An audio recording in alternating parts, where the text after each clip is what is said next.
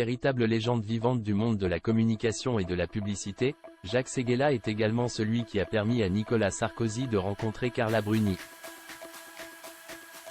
Il s'est d'ailleurs confié à ce sujet dans l'émission Quelle époque, samedi 1er juin 2024 sur France 2.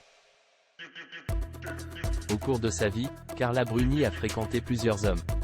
Si la vie sentimentale de la chanteuse fut longtemps mouvementée, elle semble s'être stabilisée depuis son mariage avec Nicolas Sarkozy. En effet, l'ancien président de la République et la musicienne filent tous les deux le parfait amour depuis leur première rencontre en 2008. Pour rappel, Nicolas Sarkozy, fraîchement élu chef de l'E-AT, s'était séparé de sa compagne Cécilia Attia. C'est finalement lors d'un dîner organisé par son ami Jacques Séguéla qu'il va faire la connaissance de sa future compagne, Carla Bruni. En effet, le courant est immédiatement passé entre la chanteuse et l'homme politique. Ils se sont finalement mariés quelques mois plus tard. Carla Bruni a refusé de rencontrer Nicolas Sarkozy au départ.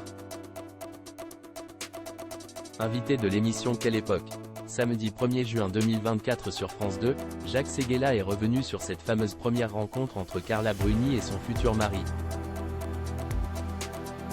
Nicolas Sarkozy était seul à l'Élysée. C'est très difficile d'être président sans avoir de femme. Je lui ai dit, on va faire un dîner avec des copains, on va chanter, on va parler. Parce qu'il adore chanter pendant les dîners, a indiqué le célèbre publicitaire. Je demande à Carla Bruni si elle est d'accord pour venir. Elle me dit, jamais. Cet homme de droite. Pour rien au monde. Je refuse même de lui serrer la main, a souligné Jacques Séguéla. Une révélation qui n'a pas manqué de faire rire Léa Salamé en plateau. Je lui ai dit, tu te trompes, parce qu'en 20 minutes il te séduira, a-t-il ensuite ajouté. Jacques Séguéla, Nicolas Sarkozy transpirait. Il ne savait plus où il était. 2 jours après, Nicolas Sarkozy m'appelle. Je lui ai dit qu'il aura 20 minutes pour séduire Carla Bruni, a aussi précisé Jacques Séguéla. Ça s'est vraiment passé comme ça? A ensuite voulu savoir Léa Salamé. Ça s'est passé comme ça. J'étais en face de lui. Moi, j'ai eu un coup de foudre pour ma femme.